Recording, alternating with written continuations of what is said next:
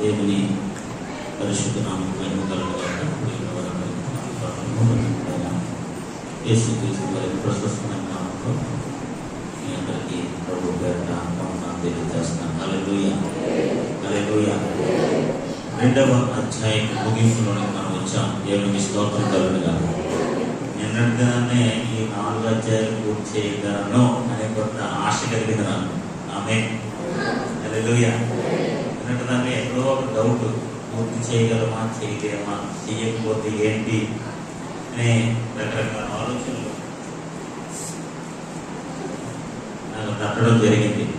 కానీ గత 2 దినాల నుంచి కొద్దిగా వేగం పుంజుకోవడం వల్ల పర్వాలేదు, మనం ముగించవచ్చు అని ఒక ఆశ దేవుడు నాలో పెట్టాడు. దేవునికి స్తోత్రం కలుగుగాక.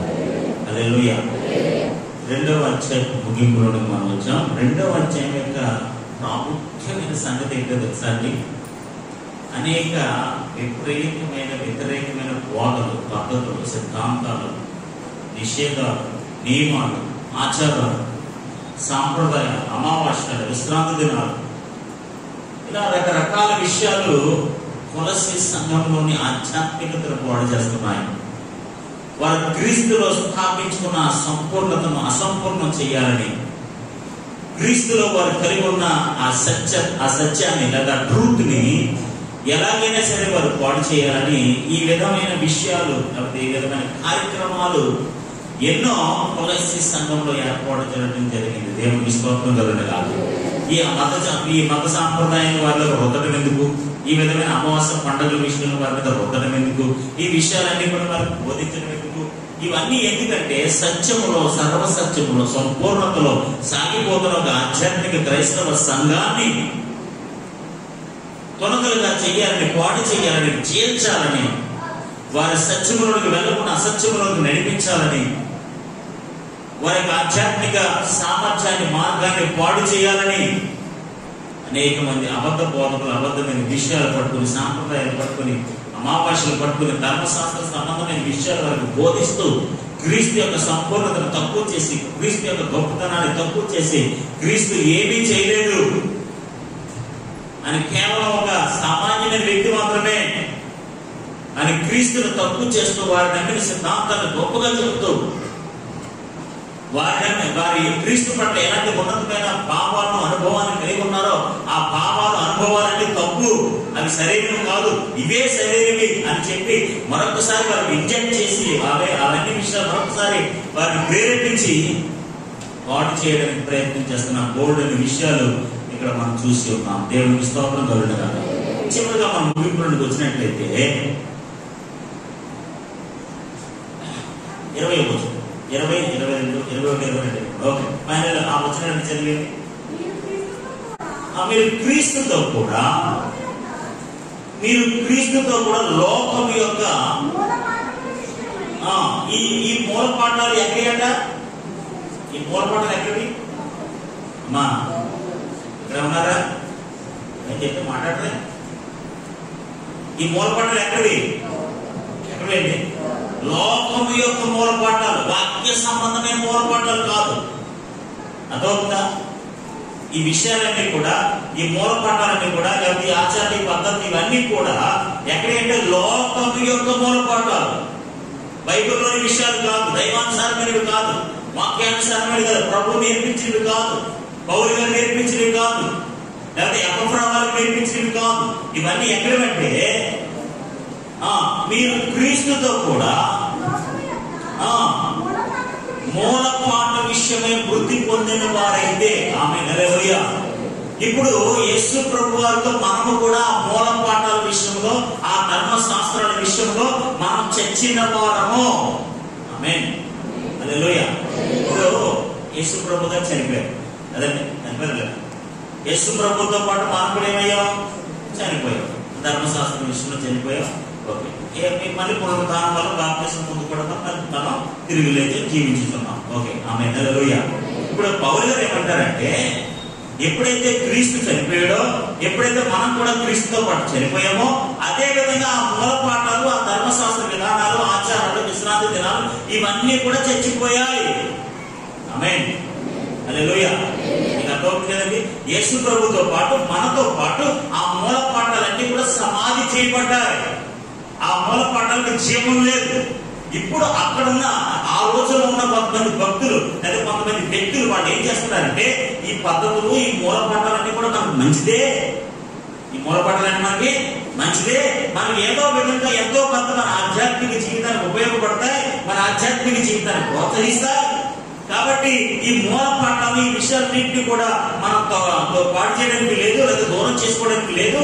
కాబట్టి ఈ మూల పాఠాలు అనేవి ఎంతో కొంత మన ఆధ్యాత్మిక జీవితానికి ప్రయోజనకరంగా ఉంటాయి అని కొంతమంది అబద్ధ బోధకులు ఈ కొలస్సీ సంఘంలోకి ప్రవేశించి ఆ మూల పాఠాలను హైలైట్ చేస్తున్నారు. ఆ మూల పాఠాలకి ఎక్కువ ప్రాధాన్యత ఇస్తున్నారు. ఆ మూల పాఠాలకి ఏం చేస్తున్నారంటే పెద్ద పీట వేస్తున్నారు. అయ్యో, ఆ మూల పాఠాల విషయంలో యేసు ప్రభువు ఆల్రెడీ చనిపోయారు, వాటితో కూడా మనం కూడా చనిపోయాం, ఆ మూల పాఠాలకు ఎలాంటి ప్రభావం లేదు, అది ఏమాత్రం కూడా మన ఆధ్యాత్మిక జీవితానికి ఉపయోగపడవు. ఆమేన్, హల్లెలూయా. వాళ్ళు బోధించే సిద్ధాంతం ఏంటంటే, వాళ్ళు చెప్పే విధానం ఏంటంటే ఈ మూల పాఠాలన్నీ కూడా ప్రతి క్రైస్తవుడు ఆధ్యాత్మిక ఉపయోగపడతావయ్యా, నీ భక్తికి ఉపయోగపడతాయి, నీ ప్రార్థనకు ఉపయోగపడతాయి, ఇవన్నీ కూడా నిన్ను భక్తిలోనికి నడిపిస్తాయి. ఈ ఆచారాలు, ఈ పద్ధతులు, ఈ విధానాలు, ఈ నిషేధాలు, నియంత్రాలు, ఈ నియమాలు ఇవన్నీ కూడా మీరు భక్తిలోనికి నడిపిస్తాయి అని చెప్పి పౌలు గారి దినాల్లో ఆ కొలస్సీ సంఘంలో కొంతమంది వచ్చి ఈ విధంగా పాడు చేయడం జరిగింది. ఆమేన్, హల్లెలూయా. పాడు చేస్తున్నారు. ఆమేన్, హల్లెలూయా, హల్లెలూయా, హల్లెలూయా. కొన్నిసార్లు అంటే మనం ఎవరినైతే చెప్తే నమ్మేస్తాం కదా, జనరల్గా నమ్మేస్తాం కదా. మనం కొన్ని తెలిస్తే కొన్ని తెలియదు, పరిపూర్ణంగా కొన్ని తెలియదు. ఎందుకు నమ్మేస్తామంటే కొన్ని పరిపూర్ణంగా మనకు తెలియదు. మీకు తెలుసా, చిన్నప్పుడు నేను హాస్టల్ చదువుకున్నాను కదా, మా ఫ్రెండ్ అప్పుడు ఉండేవాడు, యేసు ప్రభు సాయిబాబు ఒకటేదా చూడు, ఆ ఇద్దరు ఫోటో లోకి చూద్దాం తీసుకెళ్తాను, సాయిబాబు ఒకటి యేసు ప్రభు ఫోటో ఉంటుంది, మనం యేసు ప్రభు ఫోటో చూద్దాం కానీ అది ఎక్కడుందో మనకేం తెలుసు. వాళ్ళిద్దరు ఉంటే మన అంటే నాకేం తెలుసు, చిన్నప్పుడు 5 తరగతులు 6 తరగతులు మనకి ఆ విషయం అంత జ్ఞానం మనకు లేదు కదా. మా ఫ్రెండ్ గారు ఏదో చెప్తున్నాడు, అక్కడ కొద్దిగా పెద్దవాడు సాయిబాబు వేసుకుని ఉండేదా, మనం ఎవరు ప్రార్థన చేసిన ఉంటుందంటే ఈరోజు సాయిబాబు ప్రార్థన చేసినట్టు నాకేం తెలియదు, సాయిబాబు ప్రార్థన చేశారు, మరి నాకేం తెలుసు. హల్లెలూయా. తర్వాత తర్వాత తర్వాత తర్వాత తెలిసింది ఇదంతా వేరు, ఇదంతా తేడా. ఆమేన్, హల్లెలూయా. ఇది సత్యము కాదు, ఇది అసత్యము. ఇప్పుడు ఆడకుడు యేసుప్రభువు నమ్ముకుని యేసుప్రభువు పాటలు పాడుతున్నాడు. హల్లెలూయా, హల్లెలూయా. ఇప్పుడు నేను సేవకుడైనందుకు చాలా సంతోషిస్తున్నాను, దేవునికి స్తోత్రం కలుగునుగాక. నేను ఎందుకు చెప్తానంటే ఒకనొక టైంలో మనకి జ్ఞానం లేని టైంలో, మనకు అర్థం కాని టైంలో, ఆధ్యాత్మిక గ్రహింపు లేని టైంలో ఇది కూడా భక్తి లాంటిదే, ఇది కూడా ప్రార్థన లాంటిదే, ఇది కూడా దేవునికి ప్రార్థన చేయడం లాంటిదే, ఇది కూడా దేవుని యొక్క భక్తికి ఉపయోగపడుతుంది అని ఎవరైనా మనకు బోధిస్తే, ఎవరైనా మనకు చెప్తే మనకు సంపూర్ణ గ్రహింపు లేక అర్థం కాక మనం ఏం చేస్తాం, సిక్కులు వారిని పాటించడానికి ప్రయత్నం చేస్తాం. ఆమేన్, హల్లెలూయా. ఇప్పుడు ఆ దినాల్లో కూడా కొంతమంది ఏం చేస్తున్నారంటే ఈ మూల పాటలు ఉన్నాయి చూసారా, ఆ మూల పాటలు ఏం చేస్తారంటే మన భక్తికి, మన జీవితానికి, ఆధ్యాత్మికి ఎంతో ప్రయోజనకరంగా ఉంటాయి, ఇవి చాలా ప్రాముఖ్యమైనవిగా వారు భావించి ఆ మూల పాటలు వారి హృదయాల్లో ఇంజెక్ట్ చేయడం, లేకపోతే వారిలో పెట్టడానికి ప్రయత్నం చేస్తున్నారు. హల్లెలూయా. ఇప్పుడు ఆ విషయం ఏంటి, ఎఫ్రా పౌలు గారికి చెప్పాడు, పౌలు గారికి ఇంకో ఇలాంటి పరిస్థితులు జరుగుతున్నాయి, ఇలాంటి మూల పాఠాల విషయంలో అవి భక్తికి సంబంధించినవి, ఆధ్యాత్మిక సంబంధించినవి, అవి చేయడం వల్ల మీరు భక్తిలో, ప్రాంతంలో లేదా ఆధ్యాత్మికలో ప్రాముఖ్యతమైనవి, కాబట్టి ఏదైనా ప్రాముఖ్యమైనది మీరు చేస్తారు చేయాలి, ఇది చాలా ఇంపార్టెంట్ అని అంటారు. అవునా కదా. ఇప్పుడు పిల్లలు చదువుకునే పిల్లలు ఉంటారు కదా, కొన్ని ఇంపార్టెంట్ క్వశ్చన్స్ అంటారు. ఇంపార్టెంట్ అనగానే మనకి ఏమైపోతే స్టడీ అయిపోతారు, ఇది ఇంపార్టెంట్ అంటారు, దీనికి ఇది ఇంపార్టెంట్ అంటారు, దీనికి ఇది ఇంపార్టెంట్ అంటారు. ఇంపార్టెంట్ అనగానే దాని మీద శ్రద్ధ అయిపోతుంది మనకి. ఇప్పుడు ఆ ఉన్నలో కొంతమంది ఈ అబద్ధ బోధకులు అసత్యాలు ప్రసవించేవారు, ఇది ప్రాముఖ్యమైంది, ఇది ప్రాముఖ్యమైంది, ఇది ప్రాముఖ్యమైంది అనగానే ఆ ప్రాముఖ్యత జరిగిపోతాం మనం. ఇప్పుడు ఎఫ్రా పౌలు గారికి చెప్పాడు, సార్ ఇలా ఉన్న పరిస్థితి, వాళ్ళందరూ కూడా కొన్ని ప్రాముఖ్యమైన అంటారు, మంచిగా అంటారు, అందుకని మనం మాత్రం కొంతమంది, అందరూ కాదండి, కొంతమంది సంపూర్ణ లోనికి నడిపించబడిన వారు, నిజంగా ఆధ్యాత్మికలోకి వెళ్ళవారు, మీ గురించి పరిపూర్ణంగా అర్థం కాని వారు, క్రీస్తు గురించి పరిపూర్ణంగా అర్థం కాని వారు, వాక్యాన్ని సరిగ్గా ఎరగని వారు ఆ మూల పట్టాల వైపు తిరిగిపోయే అవకాశం ఉంది సార్ అని అంటే పౌలు పత్రం రాశాడు. దేవునికి స్తోత్రం కలుగునుగాక. హల్లెలూయా, హల్లెలూయా, హల్లెలూయా. చూడండి, మీరు క్రీస్తుతో కూడా లోకము యొక్క మూల పాఠముల విషయమై వృద్ధి పొందిన వారైతే చచ్చేవారైతే అయితే లోకములో బ్రతుకుచున్నట్టుగా. మనం ఎక్కడ బ్రతుకుతామంటే లోకంలో బ్రతుకుతామా? కాదు కదా, దేవుడిలో బ్రతుకుతున్నాం. ఆమె హల్లెలూయా. ఇప్పుడు ఒకవేళ ఆ మూల పాఠాలు మనం అనుసరిస్తే మనం ఎక్కడ బ్రతుకుతున్నట్టు? లోకంలో బ్రతుకుతున్నట్టు. ఇప్పుడు మీరు లోకంలో బ్రతుకుతున్నట్లుగా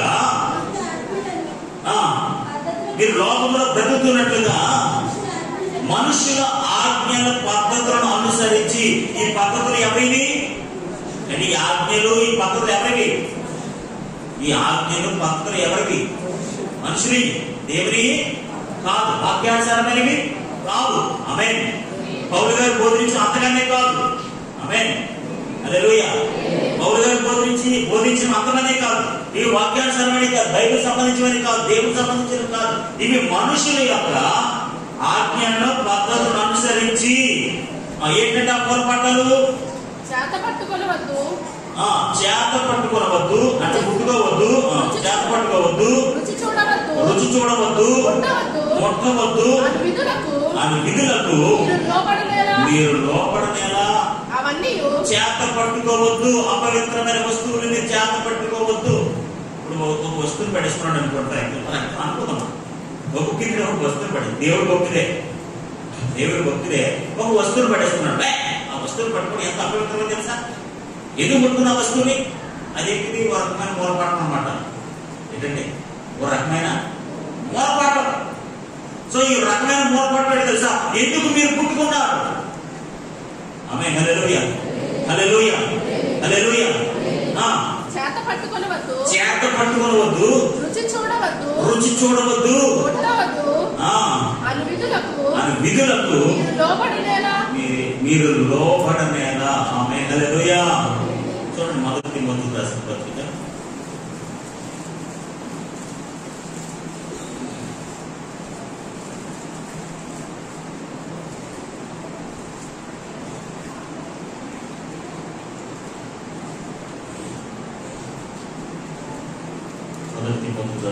4వ అధ్యాయం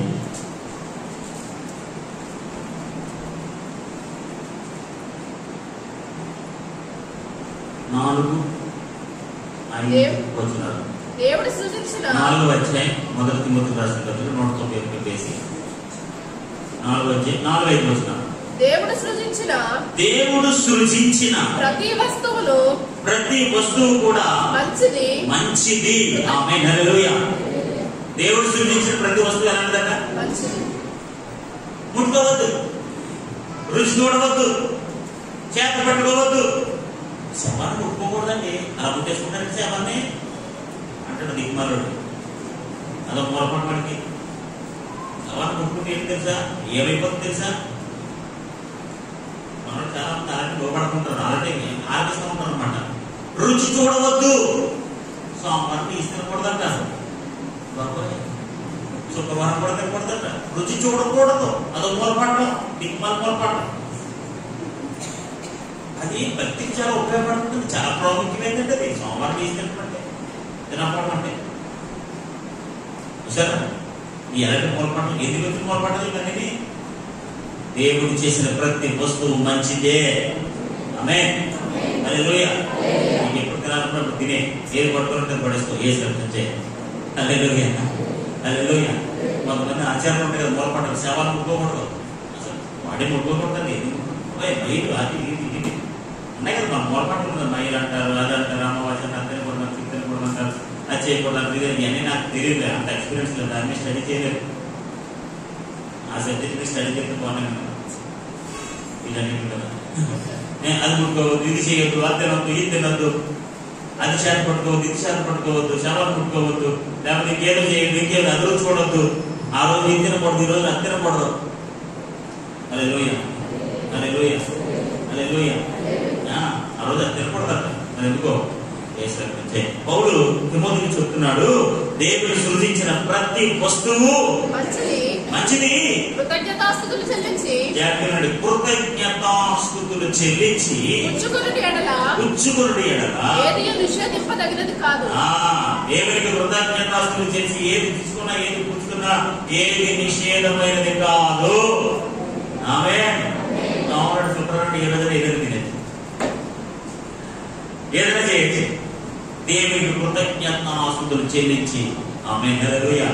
ఇప్పుడు కొంతమంది ఆ దినాల మూల పట్టాలు దీని భక్తికి ప్రాముఖ్యం అని చెప్తున్నారు. అది ముట్టుకోవద్దు, ఇది తానద్దు, ఇది తినద్దు ఉన్నారండి. నాకు తెలిసి ఇప్పుడు కూడా ఉన్నారు కదా అని బ్యాచ్ కదా. ఆ రోజు తలస్నానం చేయకూడదు, ఈ రోజు తలస్నానం చేయకూడదు, ఆ రోజు అది వేసుకోకూడదు, ఈ రోజు ఇది వేసుకోకూడదు, అప్పుడు ఇలా ఉండకూడదు, ఇప్పుడు ఇలా ఉండకూడదు. దరిద్రాలన్నీ మీదేసుకుని తిరుగుతున్నారు. ఇంక దేవుడు ఏముంటాడు, వాక్యం ఏముంటది, దేవుడు ఏం పని చేస్తాడు, ఆయన వాక్యం మీ హృదయాలు ఎలా భరిస్తుంది? ఇలాంటి దరిద్రపు మూలపాఠాలన్నీ నెత్తి మీద వేసుకుని అలా ఉండేసి వస్తుంది, ఇలా ఉండేసి వస్తుంది. వాస్తులు ఫాలవుతుంది, అది ఫాలవుతుంది, ఇల్లు ఫాలవుతుంది, రకరకాల మూలపాఠాలు అంటే మూలనే ఎదురైంది. ఆమె హల్లెలూయా. హల్లెలూయా. మూలపాఠాలు అంటే మూలం ఉండాలి, హృదయం ఎందుకు వేసే. హల్లెలూయా. మూలపాఠాలు ఎందుకంటే అవి నశించిపోయే మూలపాఠాలు. క్రీస్తుతో కూడా లోకములో అవన్నీ కూడా నశించిపోయాయి, చనిపోయాయి. లోకంలోని విషయాలు, మనుషులు పద్ధతులు అనుసరించే విధానాలు అవన్నీ కూడా వాక్యానుసరమైనవి కావు. వాక్యానుసరమైనవి కాదు, వాక్యానుసరమైనవి కాదు. అవన్నీ కూడా క్రీస్తులో చనిపోయాయి. హల్లెలూయా. హల్లెలూయా. ఏ క్రైస్తవుడు కూడా, ఏ దేవుని బిడ్డ కూడా గుర్తుపెట్టుకోండి, మూల పాఠాల వైపు వెళ్ళొద్దు. అవి మీ భక్తికి, లేకపోతే మీ విశ్వాసానికి, మీ ప్రార్థనకి, జీవితానికి ఏ విధంగానూ ప్రాముఖ్యమైనవి కావు. ఆమేన్. హల్లెలూయా. అది ఏ విధంగానూ ప్రాముఖ్యమైనవి కాదు. ఆ రోజు ఎలా ఉండాలి, ఈ రోజు ఎలా ఉండాలి, ఆ రోజు ఎలా చేయాలి, ఇలా చేయాలి, అలాంటి ఏమీ మీరు పెట్టుకోకండి. అలాంటి ఏమీ మీరు పాటించకండి. అలాంటి వాటికి మీరు పెద్ద వేయకండి. దాని గురించి మీరు భయపడుకోండి. ఇలా చేస్తేనే భక్తి, ఇలా చేస్తేనే అంటారు. చూడండి, మోదీకి ఏం చెప్తున్నాడు, దేవుడు సృజించిన ప్రతి వస్తువు కూడా మంచిది. ఆమేన్. హల్లెలూయా. ప్రతి వస్తువు కూడా మంచిది. ఆమేన్. హల్లెలూయా. కృతజ్ఞతాస్తుతులు చెల్లించి పుచ్చుకొనిన ఎడల ఏదియు నిషేధింపదగినది కాదు. ఆమేన్. హల్లెలూయా. దేవునికి కృతజ్ఞతాస్తుతించి నువ్వు ఏది పుచ్చుకున్నా సరే దేవునికి వందనాలు చెప్పేశారు కదా. Amen. Hallelujah. Thanks to God for this food.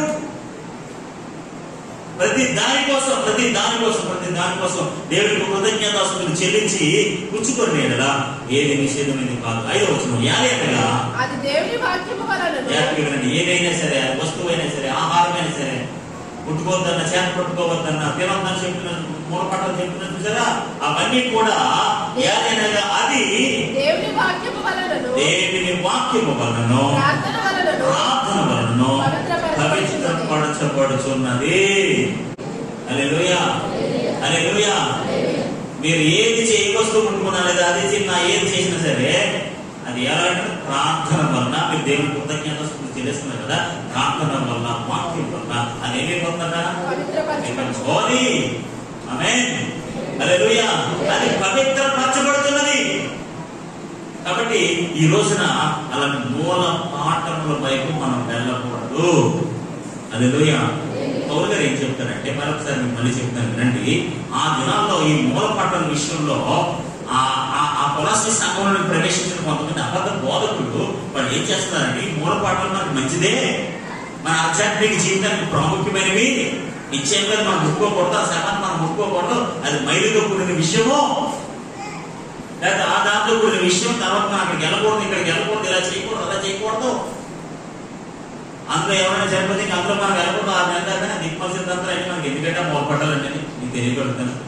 ఎందుకంటే ప్రార్థన చేసుకుని ఏసు రక్తం చేయని ప్రార్థన చేసుకుని అందరికి వెళ్ళిపోగా, ఏసు రక్తం చేయని పలు పూసుకుని వాక్యం చేయాలి, ప్రార్థన చేయాలి, పవిత్రపరుచుకుని తినేక ఆ రోజు తినకూడదు, ఈ రోజు తినకూడదు, అది తినకూడదు, ఇది తినకూడదు. ఇంకోటి తెలుసా, క్రైస్తవం మనమే పాటు చేస్తున్నాం, మనమే మన విశ్వాసం మనమే పాటు చేస్తున్నామండి. అప్పుడు కాదు, ఇప్పుడు కూడా ఉన్నారు. అప్పుడు ఏంటంటే పౌరులు అప్పుడు ఉన్నారులే, చెడగొట్టే అప్పుడేంటి ఎప్పుడైనా ఉంటారు, జీవితాంతం ఉంటారు. ఇస్రాయేల్ చేయాలి, హల్లెలూయా. ఇస్రాయేల్ జీవితాలు అప్పుడేంటి ఇప్పుడు కూడా ఉంటారు అంటే కదా. చెడగొట్టేవాడు అప్పుడేంటి ఇప్పుడు కూడా ఉంటాడు, ఎక్కడైనా ఉంటాడు, ఎప్పుడైనా ఉంటాడు. వాడు పోయిన మూల పాఠాలు మళ్ళీ తిరిగి రాస్తాడు. ఆమేన్. హల్లెలూయా. మన క్రీస్తు శిరస్సుతో హత్తుకునుడే అతి ప్రాముఖ్యమైనది. విశ్రాంతి దినం కాదు, అమావాస్యలు కాదు, పండుగలు కాదు, అవి కాదు. ఇక్కడ మూల పండుగలు కాదు. ఒకరేం చెప్తానంటే ఈ అమావాస్యలు, పండుగలు, మూల పండుగలు ఈ కదా ప్రాముఖ్యమైనవి. అవన్నీ కూడా క్రీస్తుతో పాటు లోపల అన్ని చచ్చిపోయాయి. ఈ don't worry about those things. చూడండి, గెలుతున్న రాసిన పత్రిక 4వ అధ్యాయము 3వ వచనం. గెలుతున్న రాసిన పత్రిక 4వ అధ్యాయం 3వ వచనం. అటువలే మనము బాలురమై ఉన్నప్పుడు, మేము చిన్నప్పుడు అంటే మీరు పసివారుగా ఉన్నప్పుడు, ఏమి ఎరగని వారుగా ఉన్నప్పుడు, అంటే చిన్నప్పుడు అనమాట, లోక సంబంధమైన మూల పాఠములకు లోబడి దాసులమై ఉంటుంది. ఎప్పుడు బాలురమై ఉన్నప్పుడు. ఆమె హల్లెలూయా. ఇప్పుడు మీరు బాలురా? ఒక్కొక్కరు ప్రార్థన చేసి స్టార్ట్ చేసి 10 సంవత్సరాలు అయింది. వాక్యం చదవడం స్టార్ట్ చేసి 20 సంవత్సరాలు అయింది. ఇంత భక్తి సంపాదించాం, ఇంత ప్రార్థన సంపాదించాం, ఇంత విశ్వాసం సంపాదించాం. క్రీస్తులు ఎంత సంపూర్ణత కలిగి మనం జీవిస్తున్నాం. ఇంకా పసిపిల్లల వల్లే, చిన్నపిల్లల వల్లే, ఏదో చిన్నపిల్లలు చేసినట్టు అర్థం ఉంది. హల్లెలూయా, హల్లెలూయా కదా. చిన్నపిల్లలు ఏదైనా ముట్టేసుకున్నారు అనుకోండి, అది ఏదైనా చేసేసారనుకోండి, అర్థం ఉంది.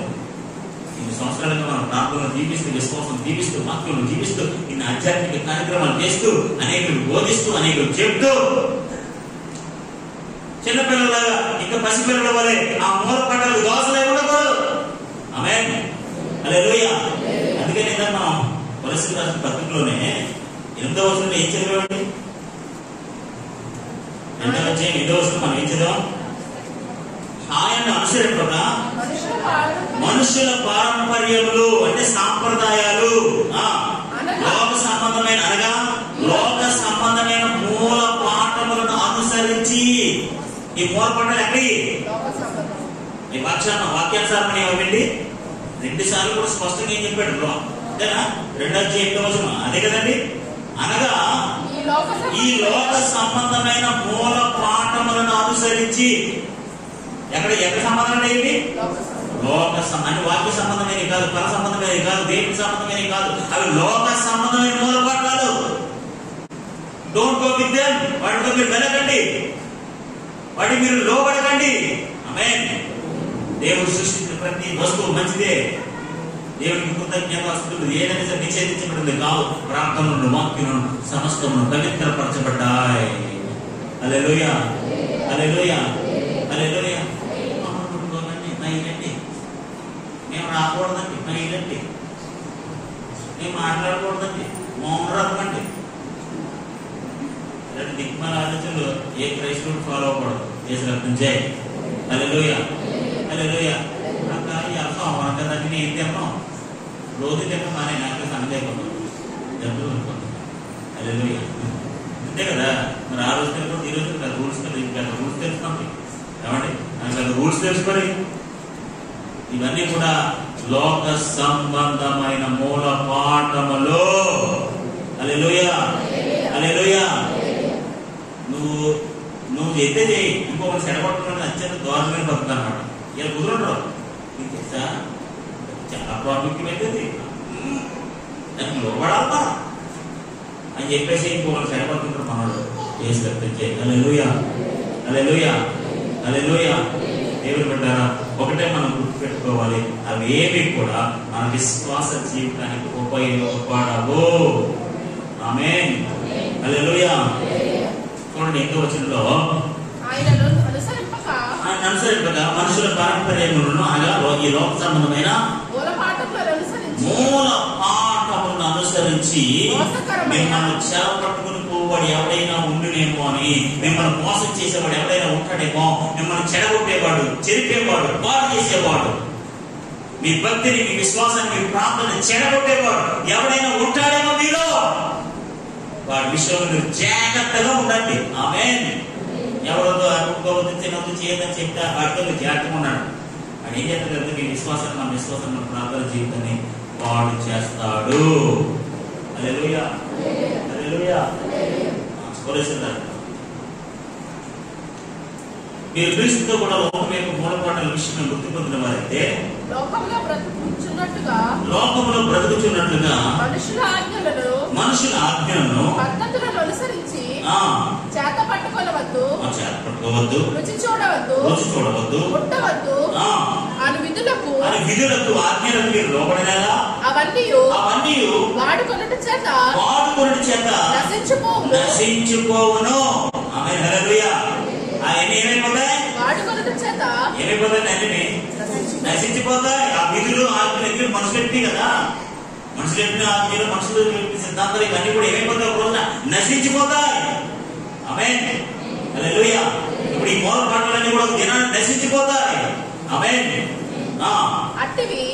అట్టివి స్వేచ్ఛారాధన విషయంలోను, అట్టివి అంటే మూల పాఠాలన్నీ కూడా స్వేచ్ఛ ఆరాధన విషయంలోను, వినయ విషయంలోను, దేహ శిక్ష విషయంలోను జ్ఞాన రూపకమైనవిగా ఎంచబడుచున్నవే గాని శరీరేచ్ఛ నిగ్రహం విషయంలో ఏమాత్రము కూడా ఎన్నిక చేయదగినవి కావు. మీకు ఏమైనా అర్థమైందా?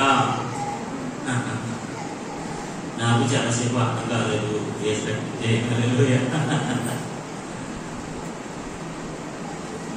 ఇక్కడ ఆ సెడగొట్టే బ్యాచ్ ఉన్నారు కదండి, సెడగొట్టే బ్యాచ్ ఉన్నారు కదా, ఆ బ్యాచ్ ఏం చెప్తారంటే అట్టివి స్వేచ్ఛారాధన విషయంలోను. స్వేచ్ఛారాధన అంటే నేను రాసుకున్న మాట తెలుసా? తాము ఎన్నుకున్న ఆరాధన. స్వేచ్ఛ అంటే స్వతంత్రంగా, దైవ సిద్ధాంతంగా కాకుండా, వాక్యానుసారంగా కాకుండా, దేవుని మెచ్చిన ఆరాధన కాకుండా స్వేచ్ఛారాధన అంటే తమంతట తాము, ఆమేన్, హల్లెలూయా, తామే ఎన్నుకున్న ఆరాధన, ఏర్పాటు చేసుకున్న ఆరాధన. ఆమేన్, హల్లెలూయా, హల్లెలూయా. దేవుడు నియమించిన పద్ధతి చాలా మంది లెక్క చేయకుండా తమ సొంత పద్ధతుల్లో ఆరాధించాలని చూస్తారు. ఆమేన్, హల్లెలూయా. స్వేచ్ఛారాధన అంటే దేవుడు నియమించిన పద్ధతి చాలా మంది లెక్క చేయకుండా.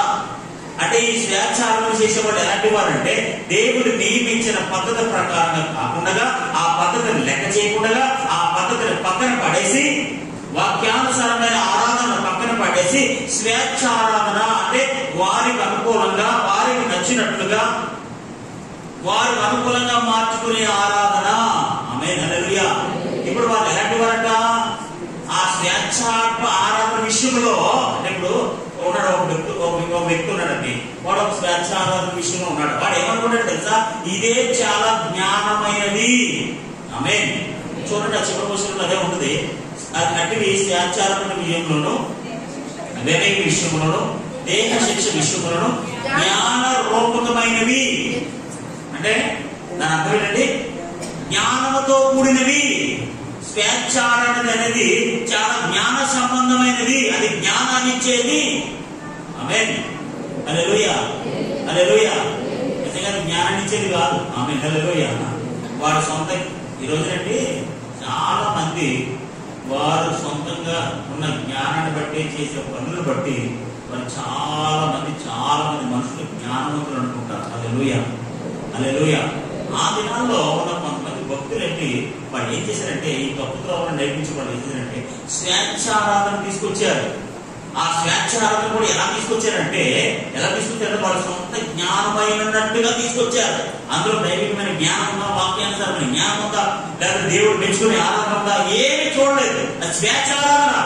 తమంతటి తామే మనుషుల ఆచార పద్ధతులు అనుసరించుకుని ఏర్పాటు చేయబడింది. ఆమేన్, హల్లెలూయా. చూడండి, మత్తయి సువార్త 15వ అధ్యాయం.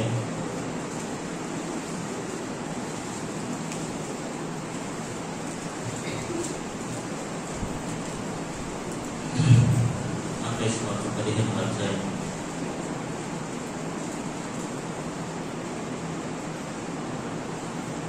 7, 8, 9. వేషధారులారా, ఈ ప్రజలు తమ పెదవులతో నన్ను కనపరచుదురు గాని. ఇందాక మనం చదువుకున్నాం కదా, అసలు యాక్చువల్గా 6వ వచనం నుంచి చదువుకుంటున్నాం. ఏమవుతుందో తెలుసా? మీరు మీ పారంపర్యాచారం నిమిత్తమై దేవుని మీ ఆచారాలు, మీ పద్ధతులు, మీ సాధ్యపాలు మనం చదువుకున్నాం కదా.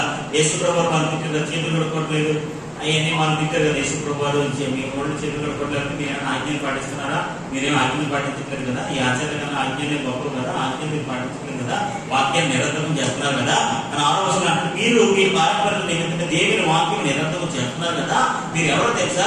వేషధారులు. హల్లెలూయా, హల్లెలూయా. మూలపాఠాలను అనుసరించేవారు వేషధారులు అన్నమాట. ఇప్పుడు పౌలు గారు కొలస్సీ సంఘానికి రాస్తూ కూడా ఏమంటారు తెలుసా? మీరందరూ కూడా మూలపాఠాలను అనుసరించి అర్థం ఎలాంటి వారు తెలుసా? స్వేచ్ఛ ఆరాధన కోరుకునేవారు. ఆమేన్, హల్లెలూయా. ఆ స్వేచ్ఛ ఆరాధనే వారు సొంతంగా ఏర్పాటు చేసుకున్న ఆరాధనే, తాము నిర్మించుకున్న ఆరాధనే చాలా మంచిది, జ్ఞానయుక్తమైనది. ఆమేన్, హల్లెలూయా. జ్ఞానయుక్తమైనది, చాలా ప్రయోజనకరమైనది అని వాళ్ళు అనుకుని ఒకడు ఒక ఆరాధన స్టార్ట్ చేయలేదు. ఫర్ ఎగ్జాంపుల్ అనుకుందాం, వాడికి నచ్చిన ఒక ఆరాధన స్టార్ట్ చేస్తున్నాడు. స్టార్ట్ చేసుకుంటే ఎంతో కొంతమంది ఆకర్షించదే లేదా? అవునా కదా? ఎంతో మంది కొంతమంది ఆకర్షించడం లేదు. చెప్పండి, ఎంతమంది చెప్పండి. రకరకాల ఆరాధన స్టార్ట్ చేసిన లోపల చాలా మంది భక్తులు నిజం అవన్నీ మనకి పాడైతే పిచ్చెక్కిపోతుంది. ఇన్ని ఉన్నాయా? భక్తిని పాడు చేయడానికి, విశ్వాసాన్ని పాడు చేయడానికి, సంఘాన్ని పాడు చేయడానికి ఇన్ని రకాల ఆరాధనలు క్రైస్తవ సమాజంలో ఉన్నాయా అని మనం కన్ఫ్యూజ్ అయిపోతాం. ఇప్పుడు తెలుసా, ఎక్కువ చదవడం, ఎక్కువ చూడడం ఇవన్నీ కూడా మనకి పొరపాటు చేసిన తిరిగి పనికిరావు. హల్లెలూయా. అందుకని మీకు కావలసిన సంగతులన్నీ మీకు బోధించారంటాడు యేసు ప్రభువు. హల్లెలూయా. మిగతా విషయాలన్నీ పరిశుద్ధాత్మ దేవుడు మిమ్మల్ని సర్వసత్యంలో నడిపిస్తాడు. మీకు ఎంత కావాలో అంతే నేర్పిస్తాను. దేవుడికి స్తోత్రం.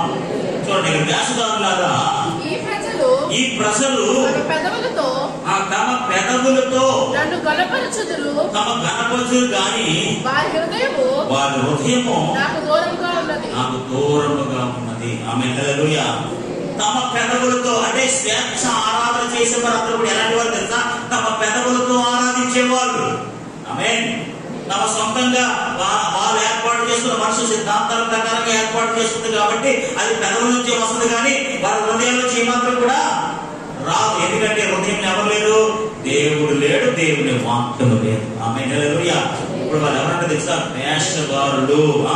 ఈ ప్రజలు తమ పెదవులతో నన్ను కనపడుతుంది, కానీ వారి హృదయం నాకు దూరంగా ఉన్నవి. మనుషులు కల్పించిన పద్ధతులు కల్పించు పద్ధతులు దైవోపదేశములని అంటే దేవుని ఉపదేశాలని.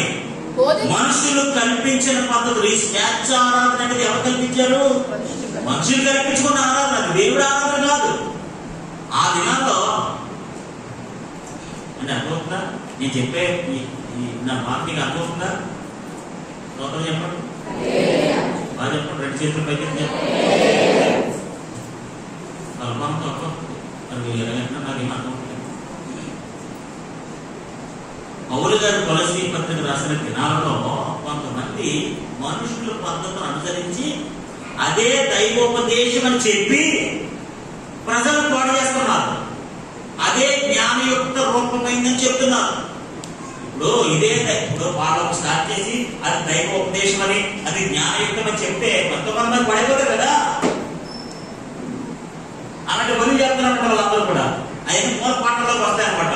ఆ మూలపాఠాలకు సంబంధించిన విషయాలన్నీ కూడా ఇలాగ రకరకాల పద్ధతుల విధానాలు తీసుకొని చూడండి. మూలపాఠాల మీద వదలలేదు, మూలపాఠాలతో పాటు చేయడం చూశారు. స్వేచ్ఛ ఆరాధన ఒక ఆరాధన స్టార్ట్ చేశారు, వాళ్ళ సొంత ఆరాధన స్టార్ట్ చేశారు. అది మనుషుల పద్ధతిలో దైవ ఉపదేశం అని చెప్పి, అది జ్ఞానయుక్తం అని చెప్పి, ఇది దేవుడి జ్ఞానం గురించి వచ్చింది లేకపోతే మనుషుల జ్ఞానం నుంచి వచ్చింది అని చెప్పి ఆ సొంతంగా తయారు చేసి, అందుకే ఇక్కడ ఏమంటాడు మత్తయి వార్తలో, మనుషులు కల్పించిన పద్ధతులు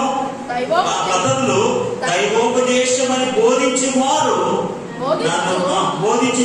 నన్ను వ్యర్థముగా ఆరాధించుతున్నారు. ఆమేన్. ఇప్పుడు స్వేచ్ఛ ఆరాధన చేసేవాళ్ళు ఎలాంటి వారు తెలుసా? నన్ను వ్యర్థముగా ఆరాధించేవాళ్ళు. హల్లెలూయా, హల్లెలూయా. ఇప్పుడు పౌలు గారు ఆ కొలస్సీ పత్రిక రాసిన దినాల్లో మొత్తం బ్యాచ్ ఏంటంటే స్వేచ్ఛారాధన తీసుకొచ్చి దేవుని నిజమైన ఆరాధన వ్యర్థముగా బోధిస్తున్నారు. హల్లెలూయా. దేవుని ఆరాధన పాడు చేస్తున్నారు. ఈ స్వేచ్ఛారాధన అనగా తాము ఏర్పాటు చేసుకున్న ఆరాధన, మనుషుల పద్ధతులు దైవోపదేశం అని చెప్పి, ఆమేన్, హల్లెలూయా, మనుషులు కల్పించే పద్ధతులు దైవోపదేశమును బోధించుచు వారు నన్ను వ్యర్థముగా ఆరాధించుతున్నారు. ఈ స్వేచ్ఛారాధన చేసే వాళ్ళందరూ కూడా వ్యర్థముగా దేవుని ఆరాధిస్తున్నారు. హల్లెలూయా, హల్లెలూయా. వాడు చేయడమే కాదు, ఇంకొకరితో చేయిస్తున్నారు, ఇంకొకరు పాల్పడేయడమే కాదు, ఇంకొకరు పాడు చేస్తున్నారు. చూసారా, సంఘాన్ని పాడు చేయడానికి అపవాది వాడుకున్న ఎన్ని పద్ధతులు, ఎన్ని విధానాలు. హల్లెలూయా. ఒక స్వేచ్ఛార్థన స్టార్ట్ చేయడం అంటే తాను ఏర్పాటు చేసుకున్న ఒక ఆరాధన స్టార్ట్ చేయడం. ఎన్ని ఆరాధనలు అయిపోయింది, రకరకాల ఆరాధనలు, రకరకాల పద్ధతులు, రకరకాల విధానాలు. ఇవన్నీ కూడా వాళ్ళు ఏర్పాటు చేసుకునే సొంత పద్ధతులు, సొంత విధానాల్లో ఏర్పాటు చేసుకున్న ఆరాధనలు ఇవన్నీ కూడా దైవోపదేశం అని బోధిస్తారు. మళ్ళీ ఇది దేవుడు ఇచ్చింది, దేవుడి జ్ఞానం ద్వారా వచ్చింది. దైవోపదేశం అని బోధించు వాళ్ళు ఏర్పాటు చేసుకున్న ఆరాధన ఏమంటారట? దేవుడు ఉపదేశించిన ఆరాధన అంటారట. దేవుడు నాకు బయలుపరిచాడు, దేవుడు నాకు దర్శనమిచ్చాడు, దేవుడు నాకు చెప్పాడు అనే కదా. ఎవరి నుంచి దేవుడు నాకు చెప్పాడు అంతే కదా. హల్లెలూయా, హల్లెలూయా, హల్లెలూయా. దేవుడు నాకు చెప్పాడు. కొంతమంది ఇప్పుడు అమాయక భక్తులు ఎలా అంటున్నారు? దేవుడు నాకు చెప్పాడు, మీ ఇంట్లో ఉన్న బంగారం నాకు ఇచ్చేమన్నాడు అన్నాను. బాబు ఈ పిచ్చికారు మొక్కలు ఇచ్చారు. హల్లెలూయా. ఇది తెలుసు, దేవుడు నాకు మాట్లాడాడు, దేవుడు చెప్పాడు అంటే కాకుంటారు అంటే పడేవాడు. హల్లెలూయా, హల్లెలూయా. ఇలాంటి కార్యక్రమాలు అన్ని చేయడం వల్ల నేను అదే అంటాను కదా, మనుషుల పద్ధతులు దైవోపదేశములని బోధిస్తున్నారు. వాళ్ళ సొంత పద్ధతిని, వారు సొంతంగా ఏర్పాటు చేసుకున్న స్వేచ్ఛ ఆరాధనని దైవోపదేశం అని బోధించు జ్ఞానయుక్త రూపమైనది అంటే జ్ఞానముతో కూడినదని చెప్తున్నారు. హల్లెలూయా, హల్లెలూయా. ఇది దేవుడు ఇచ్చింది కాదు, దేవుడి దగ్గర నుంచి కోరుకుంది కాదు. ఈ జ్ఞానాన్ని స్వేచ్ఛార్థన మనుషులు అనుసరించే పద్ధతి. చెప్పుకుంటూ వెళ్తే చాలా విషయాలు చెప్పచ్చు కానీ పరిస్థితి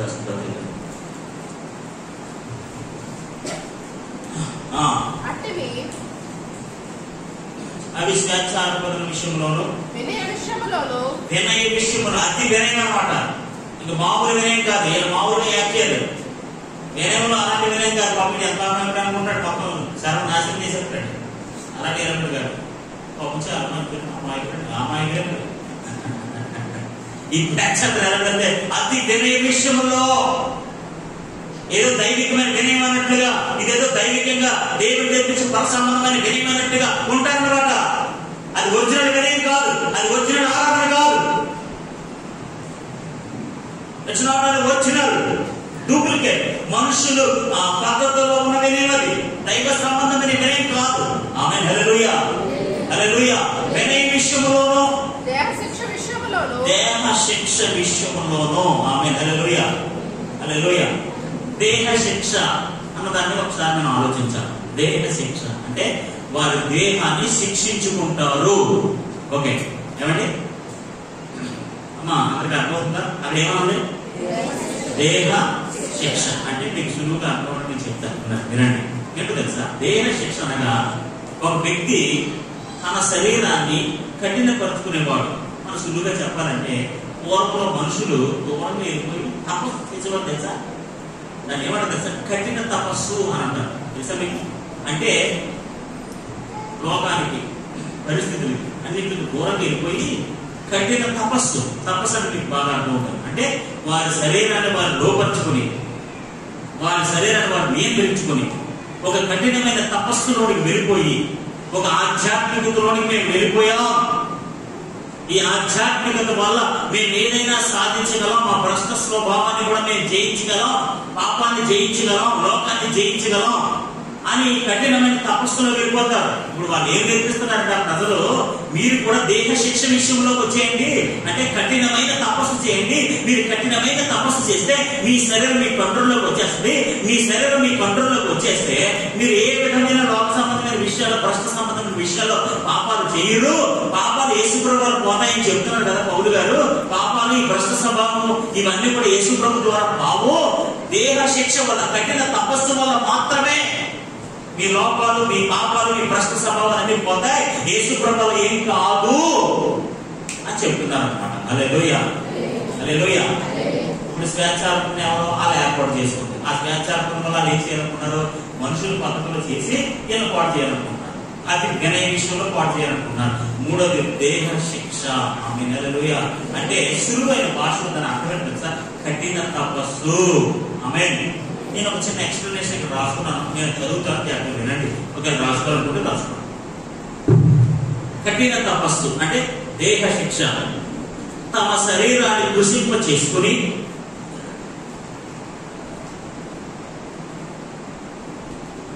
లోపరుచుకోవడం ద్వారా తమ శరీరాన్ని కృషింప చేసుకుని, అంటే తమ శరీరం వాళ్ళు ఏం దేహానికి శిక్ష వేసుకుంటారు. వాళ్ళు ఆ దేహానికి శిక్ష వేసుకుంటారట. ఎందుకు? ఆ దేహాన్ని లోపరుచుకోవడం ద్వారా తాము ఆధ్యాత్మిక వ్యక్తులుగా తయారు చేయబడతాము అని కొందరు అనుకున్నారు. అలాగా మళ్ళీ చెప్తానంటే, తమ శరీరాన్ని లోపరచుకోవడం ద్వారా కృషింప చేసుకోవడం ద్వారా, అలా చేయడం ద్వారా మేము ఆధ్యాత్మిక వ్యక్తులుగా మారిపోతాం. ఇప్పుడు మునిగారు తపస్సు చేస్తారు, మునిగారి దగ్గర మనందరూ వెళ్ళిపోతారా? అనే కదా.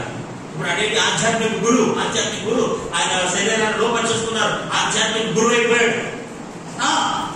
ఇప్పుడు ఈ ఆధ్యాత్మిక గురు దేహాన్ని లొంగ తీసుకుని లోపరుచుకుని ఒక ఆధ్యాత్మిక వ్యక్తులుగా తయారు చేయబడతామో, ఇలా దేహ శిక్ష విధించుకోవడం వల్ల మనం ఆధ్యాత్మిక వ్యక్తులుగా మార్చబడతాం.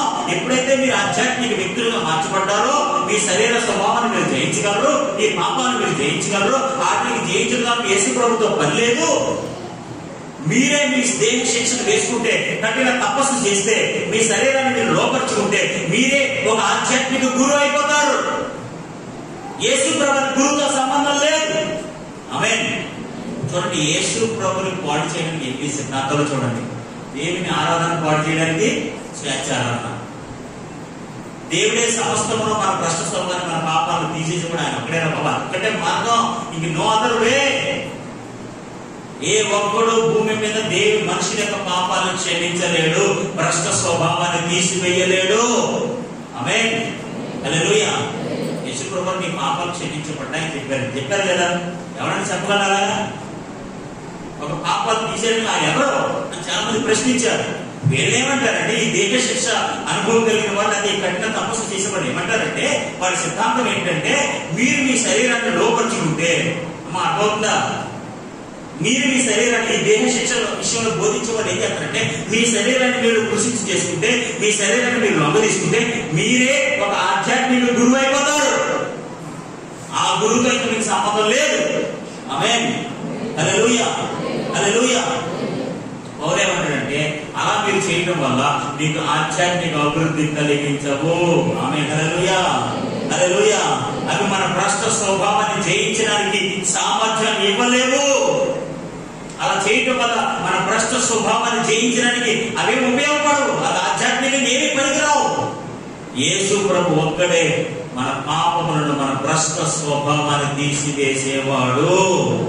హల్లెలూయా. అప్పుడున్న బ్యాచ్ వాళ్ళు ఏం చేస్తారంటే, మూలపాటలకు ఎక్కువ ప్రాధాన్యత ఇచ్చి దేవుని వాక్యం పాటు చేయాలనుకుంటున్నారు. స్వేచ్ఛాలను తీసుకొచ్చి, వినయము తీసుకొచ్చి, దేహ శిక్ష అనే కార్యక్రమాలు తీసుకొచ్చి వీళ్ళందరినీ కూడా దేవుని దగ్గర నుంచి దూరం చేయాలని ప్రయత్నం చేస్తున్నారు. హల్లెలూయా. దేహ శిక్ష అంటే అర్థమైందండి? దేహ శిక్ష అంటే అర్థమైందా? దేహ శిక్ష అంటే ఏంటి కాదు, ఒక కఠినమైన తపస్సు.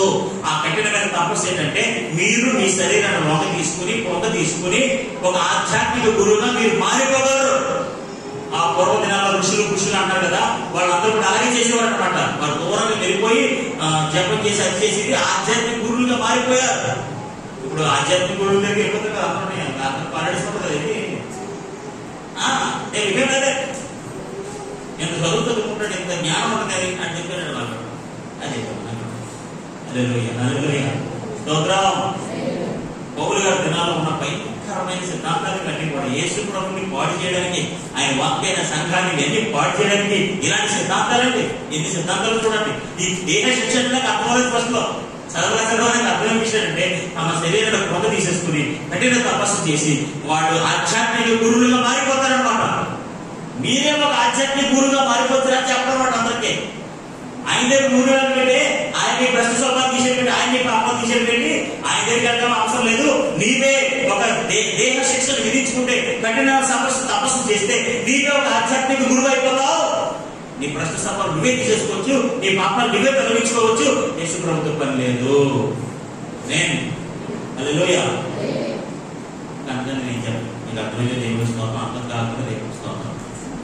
మరొకసారి, అట్టి స్వేచ్ఛారాధన విషయంలోను, వినయ విషయంలోను, దేహ శిక్ష విషయంలోను, జ్ఞాన రూపక రూపకమైనవని. జ్ఞాన రూపం అంటే జ్ఞానముగా ఉన్నట్టుగాని. జ్ఞాన రూపం అంటే జ్ఞానమైనట్టుగా ఉంటాడు. అది జ్ఞానం కాదు, ఆ రూపం జ్ఞానంలో ఉంటుందండి. రూపం అచ్చం ఆ రూపం ఏంటి? అచ్చం జ్ఞాన రూపంలోనే ఉంటుంది. అది స్వేచ్ఛారణం కూడా జ్ఞాన రూపంలో ఉంటుంది. వినయం కూడా జ్ఞాన రూపంలో ఉంటుంది. జ్ఞాన రూపమే ఉంటుంది, నిజంగా జ్ఞానం కాదు. అది రూపానికి వజ్రానికి తేడా ఉంటుంది లేదు చెప్పండి. హల్లెలూయా. అచ్చం అచ్చం అంటారు కదా, అచ్చం అన్నమాట. అచ్చం దేవుడు ఆరాధనలాగా ఉంటుంది, స్వేచ్ఛ ఆరాధన. అచ్చం కూడా మీరు చేసే కఠిన తపస్సు కూడా ఆధ్యాత్మికలాగే ఉంది. ఇది మంచిదేనేమో రూపం. ఆమేన్. ఈరోజు చాలా మంది క్రైస్తవులు రూపం చూసే మోసపోతున్నారు. హల్లెలూయా, హల్లెలూయా. రూపం చూసి జ్ఞానయుక్తమైన రూపమైనట్టుగా ఉంటుంది. అది ఈ స్వేచ్ఛానం ఎలా ఉంటుంది? జ్ఞానం, నిజంగా ఇదే జ్ఞానం. ఇది దేవుడి దగ్గర నుంచి వచ్చిన జ్ఞానంలా కనపడుతుంది అనమాట. అందుకే ఆయన ఏమంటారు తెలుసా? జ్ఞాన రూపకమైనవని, జ్ఞాన రూపకమైనవని, ఎంచబడుచున్నవని గాని శరీరేచ్ఛ నిగ్రహ విషయంలో. ఆమేన్, హల్లెలూయా. ఎంచబడుచున్నవే గాని శరీరేచ్ఛ నిగ్రహం విషయంలో అంటే భ్రష్ట స్వభావాన్ని తొలగించడంలో. ఆమేన్, హల్లెలూయా. శరీరేచ్ఛలో పాపాన్ని, పాప స్వభావాన్ని, లేకపోతే ఈ కార్యక్రమాలన్నింటినీ కూడా తొలగించే విషయంలో ఏమాత్రం కూడా ఇవేమి కూడా ఎన్నిక చేయబడినవి కావు. ఆమేన్. అది సింపుల్ వదిలిపెట్టి తెలుసా? శరీరేచ్ఛ నిగ్రహం విషయంలో అంటే మన భ్రష్ట స్వభావాన్ని, మన పాపపు స్వభావాన్ని, మన పాపపు జీవితాన్ని, మన చీకటి జీవితాన్ని తొలగించడంలో ఏమాత్రం కూడా ఇవేమి కూడా ఎన్నిక ఏర్పాటు చేయబడినవి కాదు. దేవుడు ఏర్పాటు చేయబడినవి కాదు, మనుషులు ఏర్పాటు చేయబడినవి. ఆమేన్. ఈ 3వ అధ్యాయంలో కలుపుతాం కదండి. 3వ అధ్యాయంలో ఇదే కనపడుతుంది. శరీరేచ్ఛ నిగ్రహం అన్నది కదా, దానికి సంబంధించిన చాలా విషయాలు అపోస్తలుడైన పౌలు 3వ చాప్టర్లో మాట్లాడాడు. సో ఆ విషయాన్ని మనం 3వ చాప్టర్ 3వ అధ్యాయానికి ఆ విషయాన్ని మనం మాట్లాడుతున్నాం. దేవునికి స్తోత్రం కలుగుగాక. పౌలు గారు ఏం చెప్తారంటే, ఈ భ్రష్ట స్వభావాన్ని, లేదా నీ పాపపు జీవితాన్ని, పాపాన్ని ప్రభు మాత్రమే తొలగించగలడు. మిగతా ఏమి ఎన్నిక చేయబడినవి కావు. మూల పంటలు ఏమి ఉపయోగపడవు. స్వేచ్ఛానంద జ్ఞాన రూపంలో ఉంటుంది, అది జ్ఞానం కాదు, అదేమి ఉపయోగపడదు. నేను ఏ విషయంలో అది జ్ఞాన రూపంలో ఉంటుంది కానీ అది జ్ఞానం కాదు. 3వది దేహ శిక్ష అంటే కఠినమైన తపస్సు, ఆధ్యాత్మికతలోనికి నిన్ను నడిపించేది. ఇవేవి కూడా నీ భ్రష్ట స్వభావాన్ని, పాప జీవితాన్ని, పాపాన్ని తీసివేయలేవు. యేసు ప్రభు ఒక్కటే మార్గము. ఆమేన్, హల్లెలూయా. వాళ్ళు ఏమంటారంటే వీటన్నిటి ద్వారా నువ్వు నీ భ్రష్ట స్వభావాన్ని తొలగించుకోవచ్చు, పాపం నుంచి నువ్వు బయటికి రావచ్చు, నీ పాపాలను క్షమించుకోవచ్చు. ఇవన్నీ కార్యక్రమాలు అన్ని నువ్వు చేయటం వల్ల, వాళ్ళు ఏమంటారంటే ఈ కార్యక్రమాలన్నీ చేయటం వల్ల, ఈ కార్యక్రమాల పాఠాలు పాటించడం వల్ల, స్వేచ్ఛార్పణ చేయడం వల్ల, వినయం వల్ల, దేహ శిక్ష వల్ల, వీటన్నిటి వల్ల కూడా మీరేం చేయొచ్చు? మీ భ్రష్ట స్వభావాన్ని, మీ శరీర స్వభావాన్ని, లేకపోతే పాప స్వభావాన్ని అన్ని మీరు తొలగించేసుకోవచ్చు. ఆయనతో పని లేదు, ఆ మార్గంతో పని లేదు, ఆ సిద్ధాంతంతో పని లేదు.